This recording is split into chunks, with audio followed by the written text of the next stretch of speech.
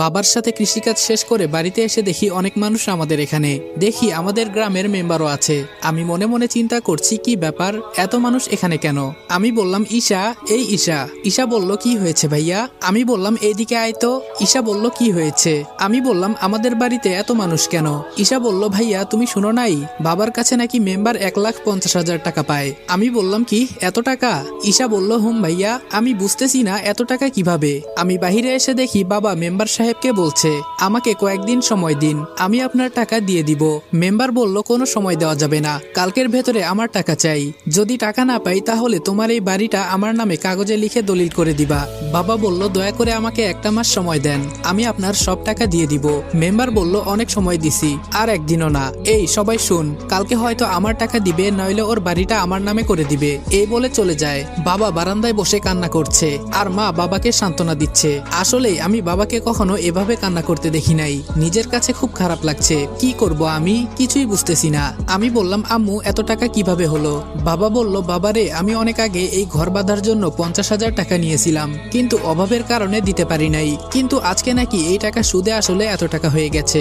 আমি এই কথা শুনে রুমে এসে বসে বসে ভাবতেছি এত টাকা তো আমি কোনোদিনই জোগাড় করতে পারবো না। কি করতে পারি? হাতের ফোনটা বিক্রি করলে হয়তো 10,000 টাকা হতে পারে, কিন্তু বাকি টাকা না। আর কিছু চিন্তা করতে পারছি না। রাতে মা ডেকে গেল খাবার খেতে, কিন্তু খেলাম না। রুমে শুয়ে শুয়ে চিন্তা করছি কিভাবে টাকা জোগাড় করব। কখন যে ঘুমিয়ে গেছি বলতে পারি না। সকালে যখন ঘুম ভাঙলো তখন শুনি আম্মু কান্না করছে। আমি তাড়াতাড়ি আম্মুর রুমে গিয়ে দেখি বাবার গলায় দড়ি ঝোলানো ফ্যানের সাথে, আর আমার মা বাবার পায়ে ধরে কান্না করছে। আমি ফ্যান থেকে বাবাকে ধরে বিছানার উপরে রাখলাম। আজকে কেন জানি মনে হচ্ছে আমাকে ছায়া দেওয়ার মতো কোনো মানুষ আর নেই। বাবাকে ধরে কতক্ষণ কান্না করলাম। বাবার কাফনের কাপড় সবকিছু রেডি করে বাবাকে কবরে রাখা হলো। আজকে এই টাকার জন্য আমার বাবা মারা গেছে। আমি ছাড়বো না কাউকে, সব কয়টাকে দেখে নিব। শুধু একটু সময়ের অপেক্ষা। আজকে প্রায় 3 দিন হয়। রাতে আমাদের বাসায় মেম্বার এসেছে। মেম্বার বলল রনি এদিকে আসো তো একটু। আমি বললাম জি আঙ্কেল বলেন। ভেতরে রাগে আমার শরীরটা ফেটে যাচ্ছে। মেম্বার বলল তোমার বাবা মারা গেছেন, আমি খুবই দুঃখ পাইছি। তোমার টাকাও দিতে হবে না, ঘরও দিতে হবে না, যদি আমার কথা মানো। আমি বললাম জি বলেন, কি করতে হবে আমাকে? শয়তানের সব সময় শয়তানি বুদ্ধি থাকে। মেম্বার বলল আমার মেয়েকে তোমার বিয়ে করতে হবে, তাহলে তোমার সব টাকা আমি মাফ করে দিমু। আম্মু বলল না না, আমার ছেলে এখন বিয়ে করবে না। আর আপনার মেয়েকে? ছি। মেম্বার বলল মুখ সামলিয়ে কথা বল। আমার মেয়েকে যে বিয়ে করবে ওর এটা ভাগ্য, আর টাকাগুলো তো মাফ দিতেছি। ভালো লাগতেছে না? এত টাকা দিতে পারবেন?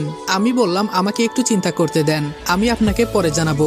মেম্বার বলল কোনো চিন্তা করা করি নাই, হয়তো টাকা দিবা, নইলে আমার মেয়েকে বিয়ে করবা। যাই করবা তাড়াতাড়ি বলো, আমার অনেক কাজ আছে। আমি বললাম এত টাকা আমি কই পাবো?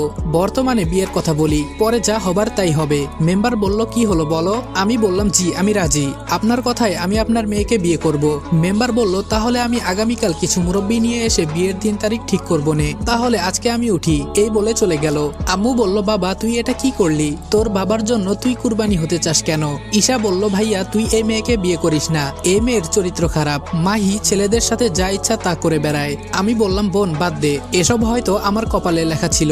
আম্মু বলল বাবা তুই এখান থেকে পালিয়ে যা, আমাদের যা হবার তাই হবে, তুই চিন্তা করিস না। আমি বললাম তোমাদের রেখে আমি পালিয়ে যাব, এটা ভাবলা কি করে আম্মু? আম্মু বলল বাবারে তোর কষ্ট সহ্য করতে পারবো না, আমি চাই না আমার ছেলে তার বাবার মতো আত্মহত্যা করুক। আমি বললাম আম্মু এসব তুমি চিন্তা করিও না। এই বলে বাসা থেকে হেঁটে হেঁটে বের হয়ে গেলাম। কি করব কিছুই ভালো লাগছে না। জেনে শুনে একটা ফালতু মেয়েকে বিয়ে করব। রাত 8টার মতো হয়ে গেছে। বাঁশবাগান দিয়ে হেঁটে হেঁটে বাড়িতে আসছি। হঠাৎ একটা মেয়ের কণ্ঠে আওয়াজ শুনলাম। শুনেই বোঝা যাচ্ছে এখানে যে কুকাম হচ্ছে। আমি ফোনের লাইটটা বাড়িয়ে দিয়ে বললাম কে ওখানে? ওরা তাড়াতাড়ি কাপড় পরে আমার সামনে এসে বলল কি গো আমার জামাই, তুমি এখানে? আমি বললাম এই নষ্টা মেয়ে, তুই আমাকে জামাই বলবি না। মেয়েটা হলো মাহি, মেম্বারের মেয়ে। রাসেল বলল ধুর ভাইয়া, 2 দিন পর এই জিনিস তো তুমি ব্যবহার করবা, আর একটু পরে আইতা, তবে সমস্যা নেই, বাড়িতে গিয়ে কাজ সেরে ফেলবো। আমি বললাম ছি, তোর মতো মেয়ের কোনো ইজ্জত নাই, শেষে কিনা চাচাতো ভাইয়ের সাথে। মাহি বলল কয়েকদিন পর তো তোমার বাসায় চলে যাব, পরে তো আর ওদের মজা দিতে পারবো না, তাই একটু বেশি করে দিচ্ছি। কেন তোমারও লাগবে নাকি? আমি বললাম দূর হ আমার সামনে থেকে। রাগে আমার শরীর কাঁপছে। জোরে জোরে হাঁটতে লাগলাম। কি করব কিছুই বুঝতেছি না। ঈশা ঠিকই বলেছিল, মাহি খারাপ একটা মেয়ে, যার সাথে ইচ্ছে তার সাথেই। ছি। বাসায় আসার পর রুমে এসে শুয়ে আছি। ঈশা বলল ভাইয়া ঘুমিয়ে গেছো? আমি বললাম না, আয়। ঈশা বলল, ভাইয়া তুই মাহিকে বিয়ে করিস না, ও একটা খারাপ মেয়ে, আমার কথা বিশ্বাস কর ভাই। আমি বললাম, আমিও আজকে ওই সামনের বাঁশবাগানে ওর চাচাতো ভাইয়ের সাথে পাইছি, তুই সত্যি বলেছিলি, কি করব বল, এত টাকা তো আমি দিতে পারবো না। ঈশা বলল, ভাইয়া তুই কিছু একটা কর। আমি বললাম, কান্না করিস না, আমি দেখতেছি কি করা যায়। ঈশা বলল, ভাইয়া আমি কি কলেজে ভর্তি হব না? আমি বললাম, হবি তো, তুই চিন্তা করিস না, আর কয়েকটা দিন যাক, পরে আমি দেখতেছি। আম্মু বলল, কি রে তোরা খেতে আয়। ঈশা বলল, চল ভাইয়া, মা ডাকছে। আমি বললাম, আমি খাবো না রে, মনটা আজকে বেশি ভালো না। ঈশা বলল, চল বলছি, আমি তোরে খাইয়ে দিব। আমি বললাম, না রে বোন, খাবো না।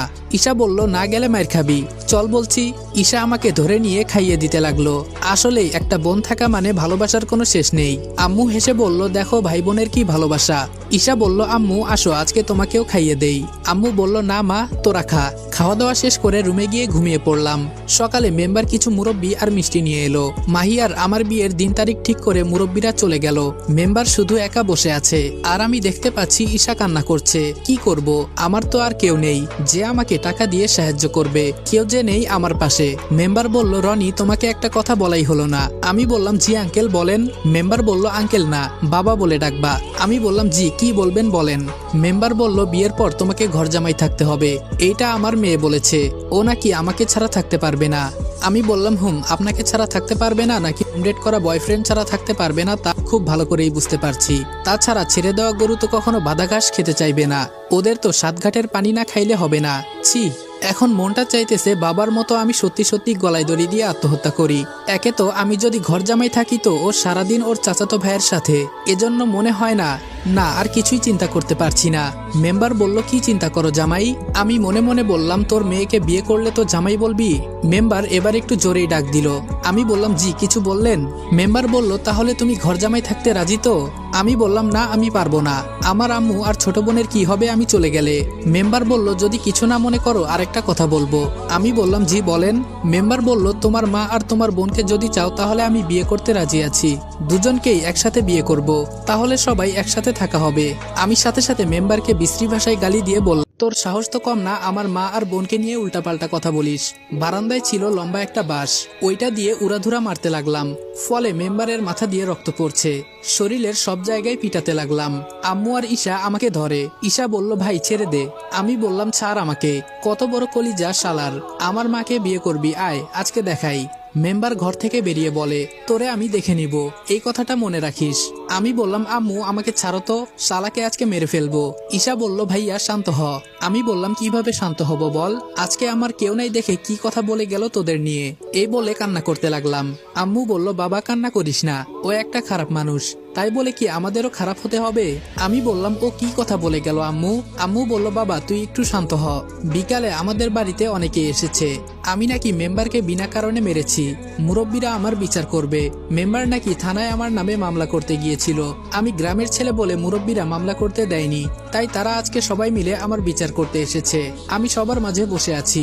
মেম্বার বলল, আমি এর সুস্থ বিচার চাই, আমাকে বিনা কারণে মারা, আমি শুধু আমার মেয়ের বিয়ের প্রস্তাব নিয়ে আইছিলাম, এজন্য আমাকে মারছে। আমি বললাম, মিথ্যা কথা আমার সামনে বলবি না। মুরব্বী বলল, তোমার সাহস তো কম না, একে তো আমাদের গ্রামের মেম্বারকে মেরেছো, আবার আমাদের সামনে বেয়াদবের মতো কথা বলো। মেম্বারকে সবাই মিলে অনুমতি দেওয়া হলো তার ইচ্ছা মতো আমাকে জুতা দিয়ে মারবে, মেম্বারও তাই করলো। আমি শুধু মুখ বুজে সহ্য করছি, জানি এখন যদি বলি মেম্বার আমার মা বোনের সাথে খারাপ ব্যবহার করেছে তাহলে কেউই আমার কথা বিশ্বাস করবে না। আমাকে মারতে মারতে মেম্বার হাঁপিয়ে গেছে, শেষে বলল, কালের ভেতরে আমার টাকা দিবি, কই থেকে দিবি এটা বলতে পারবো না, আর আমার মেয়ের সাথে তোর বিয়ে তো দূরের কথা, তোর মুখটাও দেখতে চাই না আমি, বলে সবাই চলে গেল। আম্মু আর ঈশা কান্না করছে। আম্মু বলল, গরিবের কেউ নাই রে বাবা, বিনা কারণে তোরে মেরে চলে গেল। আমি বললাম, আম্মু আমরা আর এই গ্রামে থাকবো না, এভাবে চললে সবাই আমাদের অপমান করবে। ঈশা বলল, ভাইয়া আমাদেরকে অনেক বড় হতে হবে। আম্মু বলল, তাহলে তুই এখন কি করতে চাস? আমি বললাম, আমাদের এখান থেকে পালিয়ে যেতে হবে, আমার ভাবতেও খুব কষ্ট হয় মা, নিজের গ্রাম ছেড়ে পালিয়ে যেতে হবে, তাও আবার মা বোনকে নিয়ে। আম্মু বলল, এইটা ছাড়া আমাদের কাছে আর কোনো উপায় নেই।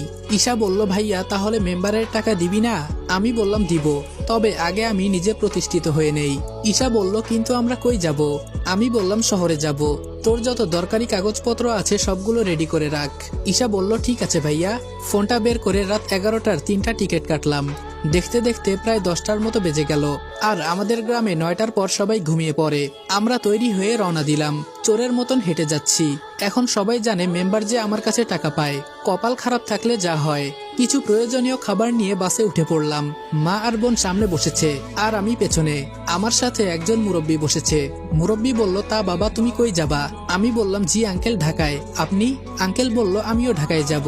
তা ঢাকায় কিসের চাকরি করো তুমি? আমি বললাম, কিছু করি না আঙ্কেল। আর কার কাছে যাব, কি করব কিছুই এখনো জানি না। আঙ্কেল বলল, মানে তুমি কি বলতেছো? কিছুই বুঝলাম না। আমি বললাম, না মানে আপনার কাছে বলবো। আঙ্কেল বলল, আমি তোমার বাবার বয়সী, আমাকে বলতে পারো। আমি বললাম, আসলে হয়েছে কি? এরপর সবই তাকে বললাম। এই জন্য বাড়ি থেকে পালিয়ে যাচ্ছি। আঙ্কেল বলল, এমন মেম্বার যেন আর কারো গ্রামে না হয়, এটাই দোয়া করি। আর তুমি চাইলে আমাদের বাসায় থাকতে পারো, আমাদের উপরে একটা ফ্ল্যাট খালি থাকে। আমি বললাম, আঙ্কেল আমাকে এভাবে সাহায্য করার জন্য আপনাকে অনেক অনেক ধন্যবাদ। আমিও তাই চিন্তা করছিলাম মা বোনকে নিয়ে কোথায় উঠবো। কিন্তু আঙ্কেল আপনাকে বাসা ভাড়া কত দিতে হবে? আঙ্কেল বলল, তুমি কোন ক্লাসে পড়ো? আমি বললাম, জি এবার এইচএসসি এক্সাম দিয়েছি, এখন রেজাল্টের অপেক্ষায় আছি। আঙ্কেল বলল, তোমাকে ফ্ল্যাটের ভাড়া দিতে হবে না, আমার 2টা মেয়ে আছে, তুমি শুধু ওদের একটু টিউশনি করায়ও। আমি আঙ্কেলকে জড়িয়ে ধরে বললাম,